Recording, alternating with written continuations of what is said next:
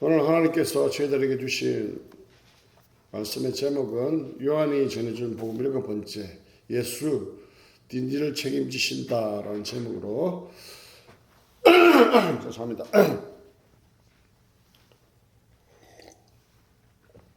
말씀을 함께 나누기를 원합니다.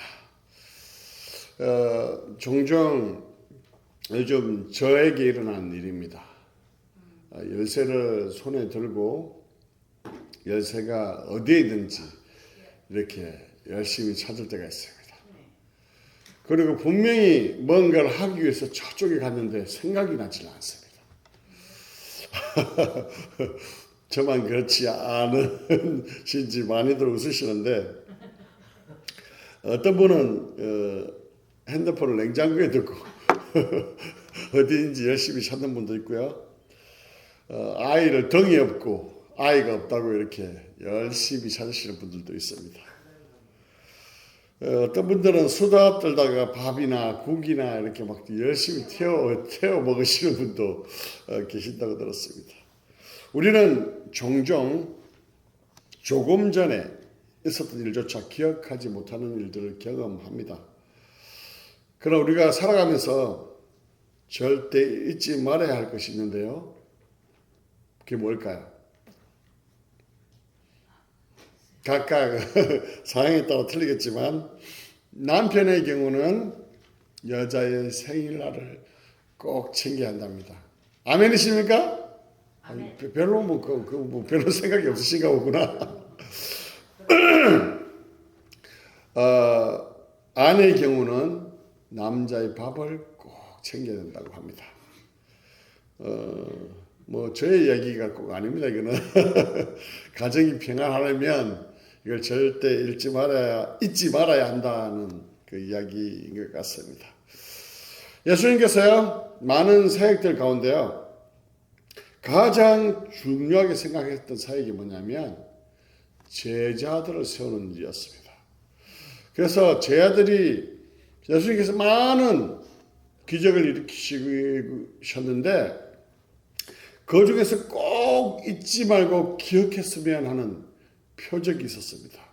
오늘 그 이야기를 나누려고 하는데요. 뭘까요?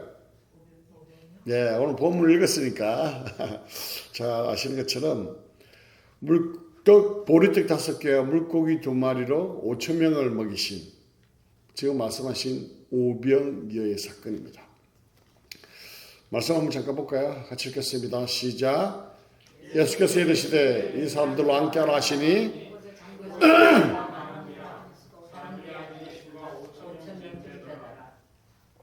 자, 여기서 보면 사람들이 앉은 수가 5,000명이었더라 이렇게 되어 있죠. 자, 마태복음에는 어떻게 이야기하는 거 볼까요? 같이 읽겠습니다. 시작. 먹은 사람은 여자와 어린이 외에 5,000명이 되었더라.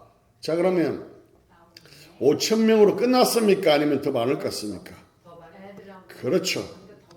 마태복음에 의하면 여자와 어린이를 제외하고 5,000명이 되었다고 말하고 있으니까 더 많았겠죠. 그래서 추산하기로는 실질적인 수는 15,000명에서 20,000명쯤 되었을 것이다 라는 이야기합니다. 그 사람들이 이 물고기와 떡을 나누어 먹었다는 것이죠. 거기에다가 너무 배불리 먹고도 나서 더 먹었죠. 그죠? 더 달라는 사람이 더 줬죠. 복음서에 의하면. 그리고 뭐가 남았다고요? 12바구니. 예, 강줄이, 바구니. 이렇게 남았을 정도로 풍성했다는 것을 말씀하고 있습니다. 이 오병이어 기적은요, 사복음서에 다 기록하고 있습니다. 사복음서에 유일하게 다 기록하고 있는 것이 예수님의 죽음과 부활과 부활이에요. 그런데 그게 그렇게 중요하잖아요. 그런데 사복음서에 이 오병이의 기적도 다 기록하고 있다는 것이죠. 왜 그럴까요? 그만큼 중요하기 때문에. 그죠? 오병이의 기적은 또한 예수님께서 공생애가 몇 년이었죠? 3년. 3년이었죠? 그 3년에 행하신 기적인데요. 이 말이 가지고 있는 의미가 뭘까요? 공생애 3년이 끝나면 예수님께서 십자가에 못 박혀서 죽어야 한다는 것이죠. 그날이 점점 가까운 시기에 이 오병이의 기적을 일으키셨다는 것이죠.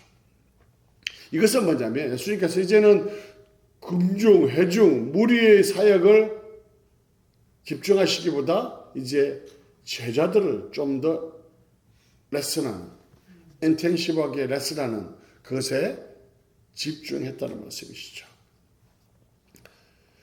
그래서 예수님께서 이 오병이의 기적은 제자들이 반드시 기억하면 좋겠다, 그런 마음이 있었다는 것이죠. 오늘 그 말씀을 나누기로 하는데요. 이 오병이의 기적의 현장 속에서 예수님께서 제자들에게 주시고자 했던 그 레슨이 무엇이었는지 함께 살펴보면서 은혜를 나누고자 합니다. 1절을 같이 읽겠습니다. 시작. 그 후에 예수께서 디베랴의 갈릴리 바다 건너편으로 가시매. 이렇게 됐죠. 자, 이 갈릴리 바다는요, 이름이 몇 개가 있습니다. 지도를 한번 보실게요. 이 지도를 보면 갈릴리 바다가 굉장히 작아 보이는데, 그죠? 그림이 좀 3D로 돼서 그런지 좀 가까워 보입니다. 근데 굉장히 크거든요. 갈릴리 바다, 그리고 뭐라고 되어 있어요 또? 디베랴호수, 또요. 게네사렛호수. 이 갈릴리 바다를 이렇게 불렀습니다. 여러 가지로. 그래서 이제 예수님께서 이 가버나움에서 사실 있다가 베세다로 가셨거든요. 그 거리가 300km, 4마일이에요. 4마일. 4마일 되는 길을 이렇게 가셨다는 거예요. 그렇게 가셨는데, 말씀을 잠깐 볼게요. 같이 읽겠습니다. 시작. 그 후에 예수께서 디베랴의 이게 또 나왔네요. 아니고, 그 다음에. 시작. 큰 무리가 따르는 이는 병자들에게 행하시는 표적을 보았습니다. 이렇게 있죠. 네, 38년 병자도 고치시고 또 많은 병자를 고치시잖아요. 그 표적을 보자 많은 무리들이 따랐다는 거예요. 그래서 예수님이 무리를 피해서 이렇게 가버나움에서 베세다로 이렇게 가십니다. 그리고 좀 쉬려고 하셨어요. 그래서 어떻게 하십니까? 같이 하겠습니다. 시작. 예수께서 산에 오르사 제자들과 함께 거기 앉으시니 좀 이제 좀 쉬시고 또한 제자들을 위한 특별한 인텐시브 레슨을 제자들만 데리고 가려고 하는데 어떻게 했다고요? 무리들이 그 산까지 쫓아온 거예요. 분명히 이렇게 예수님께서 피하신 이유가 제자들을 좀 쉬기도 하고 제자들을 훈련시키기 위한 그 시간이 필요했는데 그 무리들이 그 산까지 이렇게 딴 복음서에 하면 광야라고 되어 있죠. 그죠? 빈들, 광야라고 되어 있습니다. 그러니까 사람들이 찾아오지 않을 곳으로 도망이 아니고 피해 가셨는데 이들이 막 쫓아온 것이죠. 자, 그날은 또 어떤 날입니까? 4절 같이 읽겠습니다. 시작. 유대인의 명절인 유월절 가까운지라. 이 유월절은 지난주에 제가 설명드렸죠. 유월절마다 예수님께서 어디로 가셨다고요? 예루살렘에 가셨잖아요. 근데 유일하게 내려가지 않은 유월절이 바로 이때였다는 거예요. 이때 유월절에. 5장 상반절 보겠습니다. 시작. 예수께서 눈을 들어 큰 무리가 자기에 오는 것을 보시고 라고 되어 있죠. 이 유월절은 제가 뭐라고 했습니까? 굉장히 많은 인구의 이동이 있다고 그랬잖아요. 많은 사람들이 예루살렘에 몰려올 때거든요. 그 이스라엘 지역에. 그러니까 이 몰려왔던 무리가 얼마나 많았을까요? 굉장히 많았겠죠. 그죠? 그 무리들을 예수님께서 보셨다라고 되어 있습니다. 그런데 5절에 보면 독특한 표현이 있습니다. 예수님께서 어떻게 하셨다고요? 그냥 보시면 되죠. 아, 무리가 오는구나 하고 보시면 된다고 되는데 뭐란 표현을 하나 더 했습니까? 눈을 들어. 그죠? 이것은 예수님의 지극한 관심을 표현하고 있다는 거예요. 자, 배경구절인 마태복음을 보시면요. 이렇게 나와 있습니다. 같이 읽겠습니다. 시작. 예수께서 나오사 큰 무리를 보시고 불쌍히 여기사 이랬죠. 또 마태복음에는 불쌍히 여기사라고 이렇게 말씀하고 있다는 것이죠. 이 불쌍히 여기사라는 이 단어는요. 스플랑크노니 조마이라고 해요. 스플랑크니 조마이라고 합니다. 단어는 굉장히 길죠. 불쌍히 여기다 이런 뜻이에요. 영어로는 compassion. come이 함께잖아요. 그죠? 패션이 고통받다 같은 고통을 느끼다. 그들과 같은, 그러니까 소위 말해서 공감했다는 거죠. 그들의 그 상황을 공감했다는 거예요. 수많은 사역 가운데 피곤하셔서 무리를 피해서 바다 건너편으로 가셨고 산으로 갔는데 그들이 따라옵니다. 저 같으면 좀 짜증이 날 것 같아요. 여기까지 쫓아와서 이렇게 했을 것 같은데 예수님 어떻게 하셨다고요? 불쌍히 여기셨다는 거예요. 불쌍히. 그도 그럴 것이 그들은 세상에서 인정받지 못하는 사람들이었습니다. 병들어 있었습니다. 가난했었습니다. 먹을 것조차 제대로 없는 사람들이었습니다. 그래서 예수님을 바라보고 왔다는 거예요. 예수님께 가면 적어도 뭔가 좀 부시력이라도 뭐 떨어지지 않을까. 아니면 또 치유하는 모습을 내가 낫지는 않더라도 그걸 보면 뭔가 좀 위로를 받고 소망을 가지지 않을까. 이런 여러 가지 각 생각 속에서 왔다는 것이죠. 그걸 예수님께서 공감하셨다는 거예요. 긍휼히 보셨다는 거예요.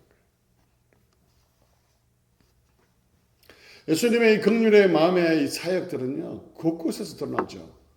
예수님께서 인간의 몸을 입으시고 하늘의 영광과 보좌를 다 버리시고 이 땅에 오신 이유가 뭡니까?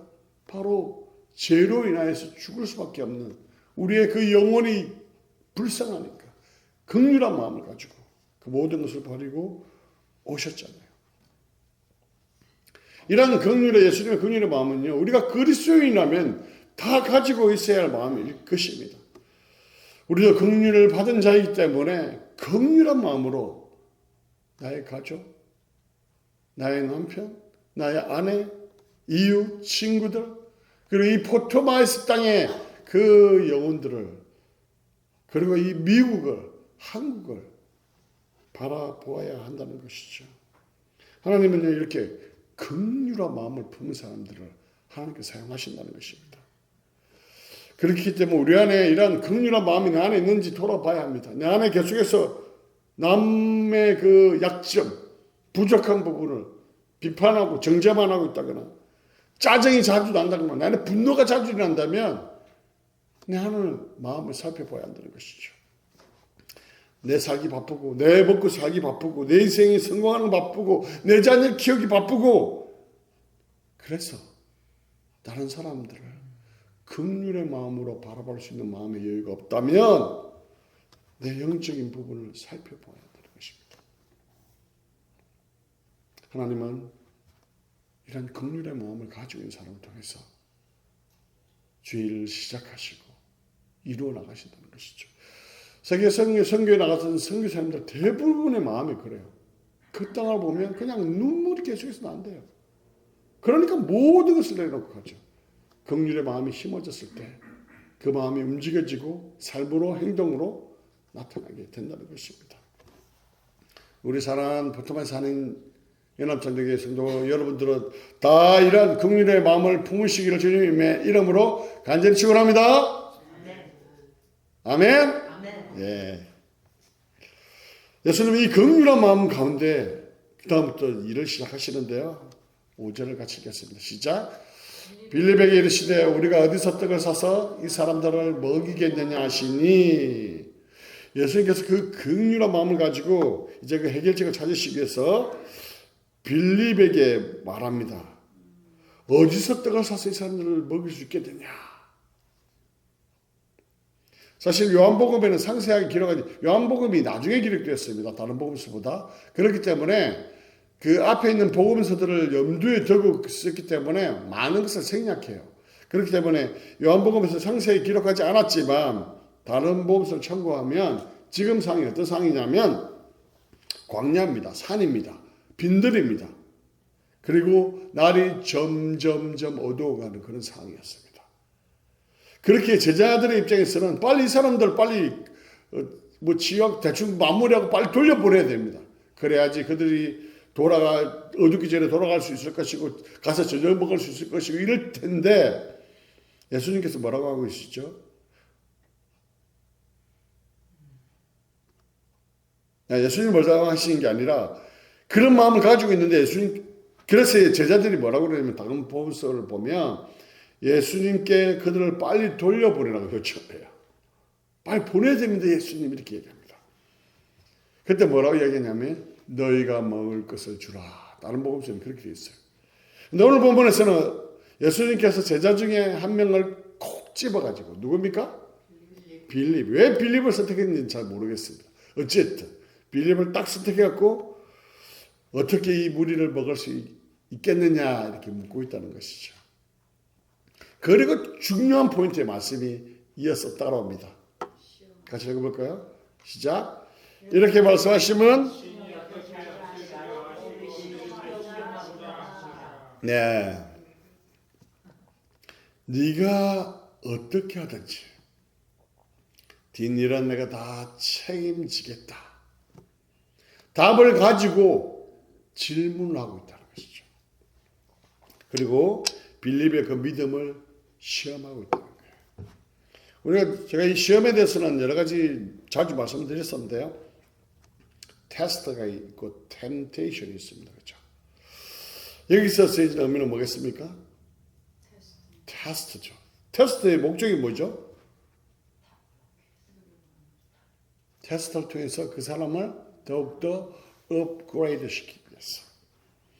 예수님은 이 테스트를 통해서 빌립의 그 믿음을 제대로 좀 끌어올리기를 원하셨다는 거예요. 하나님은 종종 우리가 해결할 수 없는 그런 문제를 우리 앞에 탁 던져 놓으십니다. 그리고 그 믿음을 테스트하세요. 하나님, 나는 이거는 절대 안 됩니다. 라인을 딱 끊어놓은 그 뒤에요, 복을 딱 준비하고 있다. 이것만 넘었으면 그게 딱 나에게 주어질 그런 상을 하나님께서 우리에게 주신다는 거예요. 하나님, 이것만큼은 절대로 못합니다. 이런 것 뒤에 그것만 넘었으면 되는데. 이렇게 테스트를 하시죠. 빌립이 뭐라고 대답합니까? 7절을 같이 읽겠습니다. 시작. 빌립이 대답하되 각 사람으로 조금씩 받게 할지라도 200데나리온의 떡이 부족하리이다. 빌립은요, 계산이 진짜 빠른 사람이에요. 저도 뭐 경영하고 뭐 세무학을 했지만 뭐 저도 뭐 이렇게 하면 계산이 좀 빠르지만 이 계산이 빠르다는 것은 뭐냐면 머리가 좋다는 뜻이에요. 제가 머리 좋다는 뜻은 아닙니다만 어쨌든 굉장히 계산적으로 빠르게 답을 이렇게 탁 내놔요. 이렇게 한번 쓱 둘러보고요. 뭐라고 얘기합니까? 200데나리온의 돈이 들 것 같아 이렇게 예상하고 있다는 것이죠. 이 데나리온은요, 로마의 화폐거든요. 한 데나리온이 어느 정도의 가치가 있냐면 노동자의 하루 품삯이에요. 자, 그럼 200데나리온이면 며칠의 품삯이죠? 200일. 200일 하루에 뭐 100불 10만 원이라 치면 얼마큼일까요? 2만 불이겠죠. 그죠? 2만 불이 있어야지 그들을 먹일 수 있겠다고 딱 계산을 딱 해갖고 딱 내놓습니다. 근데 이게 뭐 풍족에 먹는 것이 아니라 그만큼 있어야지 그냥 겨우 그냥 조금씩 입에 한번 그냥 입가심 배고프면 겨우 멈출 수 있는 그 이야기를 하고 있다는 것이죠. 그 말은 무슨 뜻일까요? 불가능하다는 뜻이죠. 돈도 2만 불도 그때 당시 2만 불이 얼마 컸겠습니까? 그죠? 돈도 없을 뿐만 아니라 이것을 살 곳조차가 없습니다는 그 답을 지금 이야기를 하고 있습니다. 아주 현실적이죠. 아주 정확한 답입니다. 팩트라고 하죠.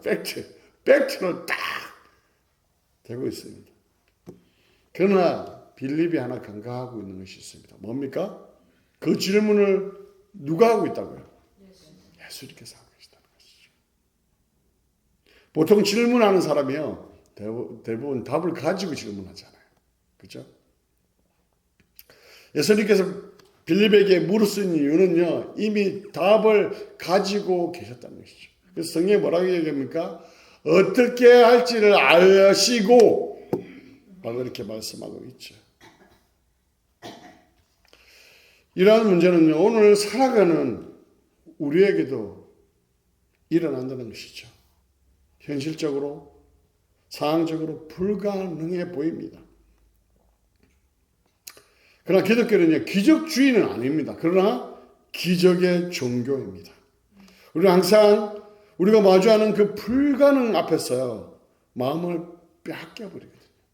상황 앞에서 마음을 빼앗겨버립니다. 그래서 하나님께서 의도한 뜻을, 하나님이 어떤 분이신지를 놓칠 경우가 많다는 것이죠. 구약에 보면 이스라엘 백성들 가나안 땅을 정탐하기 위해서 12명을 보냅니다. 갔더니 어떻습니까? 가나안 땅에 소출이 2명이 들어도 포도송이를 메고 갈 수 힘들 정도로 큰 포도송이 있었어요. 그런데다가 그 사람들은 손이 6개, 손가락이 6개야. 육손. 키도 막 2m, 3m, 저보다 2배 되는 사람들이 막 있습니다. 그것에 마음을 빼앗겨버리죠. 그리고 뭐라고 이야기합니까? 내가 메뚜기다, 메뚜기. 그들을 보더니 내가 메뚜기다, 메뚜기 하면서 약속하신, 분명히 내가 그 가나안 땅을 너에게 주겠다 약속하신 것을 잊어버려요.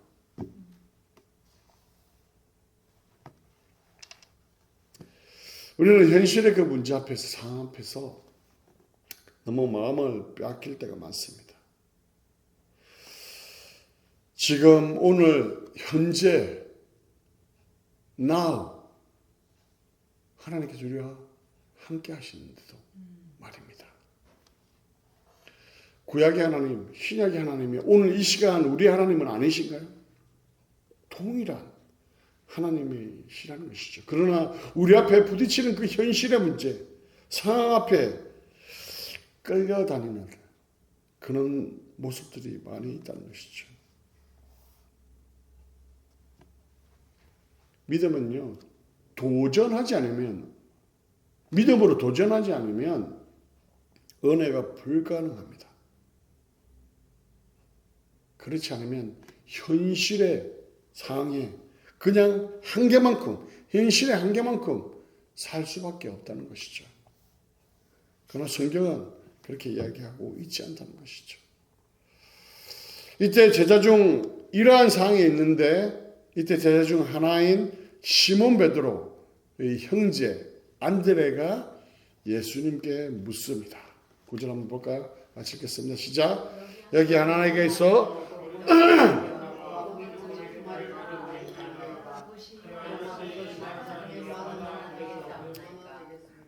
예, 안드레는요, 그는 빌립처럼 머리로만은 계산하진 않았습니다. 분명히 예수님께서 말씀하셨으니 어떤 방법이 있지 않을까라고 찾습니다. 그리고 발견한 것이 보리떡 5개와 물고기 2마리입니다. 어떻게 생겼을까요? 궁금하십니까?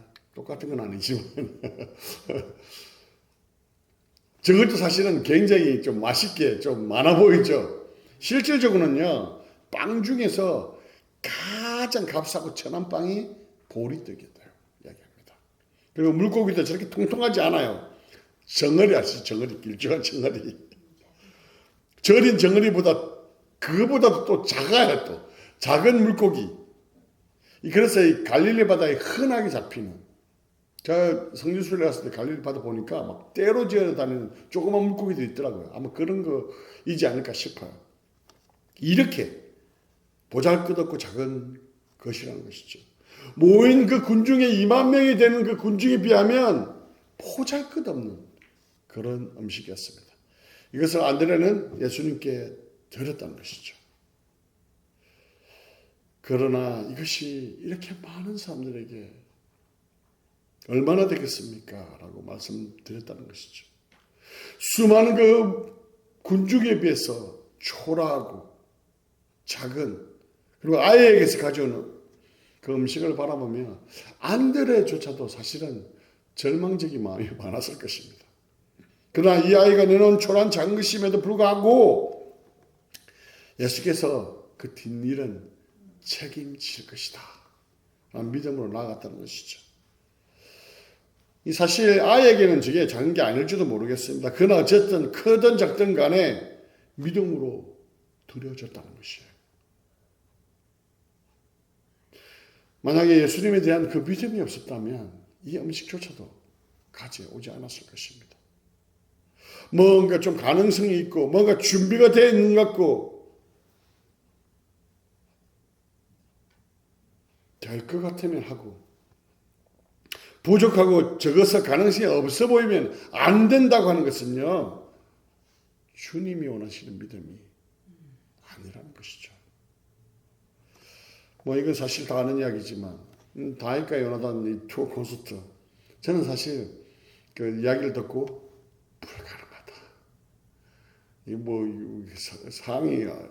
상황으로 도저히 할 수 없다. 뭐 이웃교회하고 협력해 보려고 해도 다 안 한다 그러고 독자적으로 하겠다고 하고 안 될 것이라고 생각했어요. 이 목사가 이렇게 믿음이 적습니다.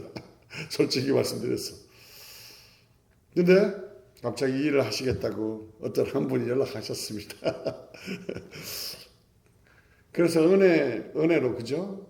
위임 예배 이후로 가장 많은 사람들이 이 자리를 채웠잖아요. 놀라운 역사를 경험했습니다. 5만 번 응답받은 조지 뮬러의 기도라는 책이 있습니다. 이 책인데요. 나도 기도 응답받고 싶다 그러면 꼭 한번 읽어보십시오. 거기에 나오는 내용인데요. 이 조지 뮬러는 이런 원칙을 세웠습니다. 고아원을 세운 후에 절대로 돈을 빌리지 않겠다는 원칙으로 이 기도 가운데 고아원을 운영합니다. 어려움이 올 때마다 하나님 앞에 기도했습니다. 그리고 시련을 극복해 나갔습니다. 그렇게 뮬러는 믿음의 기도로 세상을 향해 하나님의 신실하심을 나타내었습니다. 그런데 폭우가 쏟아지던 어느 날 고아원에 먹을 것이 하나도 남지 않았어요. 먹을 것도 없는데 폭우까지 쏟아졌습니다. 뮬러는 400명의 고아와 함께 빈 식탁에 둘러앉아 손을 맞잡고 식사 기도를 드렸다고 합니다. 그의 기도가 끝났을 때쯤 한 대의 마차가 고아원 앞에 딱 도착했어요. 아침에 막 구운 빵과 신선한 우유가 가득했다고 합니다. 어쩌된 일일까요? 인근 공장에서 종업원들 야유회를 쓰기 위해서 주문했는데요. 폭우가 쏟아지는 바람에 취소가 됐어요. 그래서 이 고아원으로 이렇게 모든 게 보내졌다고 합니다. 뒷일은 예수님께 책임지십니다. 아멘. 우리가 믿음으로 나아가면 된다는 것이죠. 때로는 무모해 보이고 불가능해 보입니다. 그리고 세상 사람이 보기에는 아닌 것 같습니다.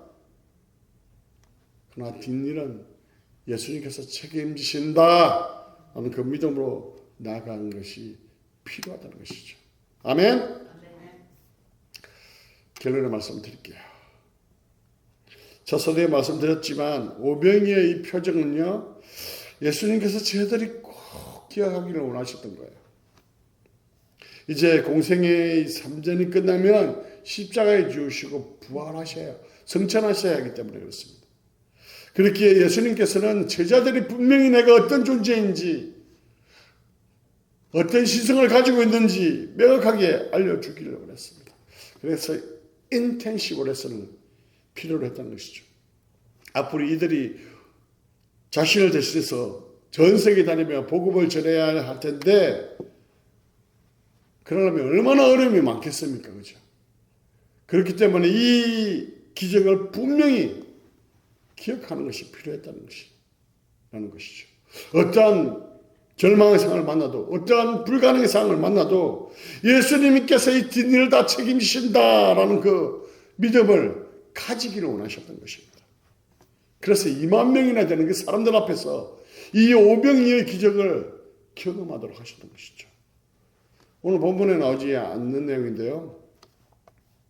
그것을 더 강조하는 말씀이 있습니다. 볼까요? 같이 읽겠습니다. 시작. 무리를 명하여 잔디 뒤에 앉으시고 떡 5개와 물고기 2마리를 가지사 하늘을 우러 축사하시고 떡을 떼어 제자들에게 주시매 제자들이 무리에게 주니. 자, 이 표현을 잘 보세요. 요한복음에 없는 표현이 나오고 있습니다. 뭡니까? 축사하시고 떡을 떼어 누구에게 줬습니까? 제자들에게 먼저 주셨어요. 딴 복음서에서 보면 제자들에게 먼저 준 게 아니고 예수님께 축사하시고 떼어서 무리들에게 줬다고 이야기하고 있는데, 이 마태복음에서는 누구에게 줬다고요? 제자들에게 주셨다는 거예요. 자, 생각해 보세요. 떡 5개, 물고기 2마리가 있다가 떼어줬는데 삼자로 받은 게 아니라 직접 봤을 거 아니에요. 받으면서 없어져야 되는데 또 생기고 또 줄 때마다 봤을 거 아니에요. 그걸 얼마나 많이 봤겠습니까? 바로 그 기적을 바로 눈앞에서 자기 앞에서 경험했다는 것이죠. 이걸 잊을 수 있을까요? 절대 잊을 수 없을 것입니다. 예수님께서는 이제 자신 없이 살아가야 그 제자들에게 이 오병이의 기적을 그들의 머릿속에 각인시키기를 원하셨습니다. 그리고 내가 어떠한 존재인지 어떤 일을 행하신 분인지를 반드시 알도록, 그래서 제자의 삶을 살아가는 가운데 여러 가지 어려움과 고통이 있고 불가능이 있고 여러 가지 장애가 있다 할지라도 이것을 기억하며 넘어가라고 말씀하고 있다는 것이죠. 사랑하는 성도 여러분, 오늘 살아가는 우리에게도요, 오병이의 표적을 통해서 동일하게 우리에게 말씀하고 있습니다. 현재의 그 문제의 앞에, 상황 앞에 절망하고 걱정하고 염려하며 할 수 없다고 하는 대신에 네, 주님 할 수 있습니다. 주님께서 함께 하시기에 내가 할 수 있습니다. 주님께서 다 책임질 줄 믿습니다. 그 믿음으로 고백하며 여러분 앞에 당하는 그 문제들을 믿음으로 승리하시는 여러분 되시기를 아주 축원합니다. 그래서 여러분의 삶 속에서도 이 오병이의 기적이 일어나는 그런 역사를 경험하는 여러분 되시기를 주님의 이름으로 간절히 축원합니다.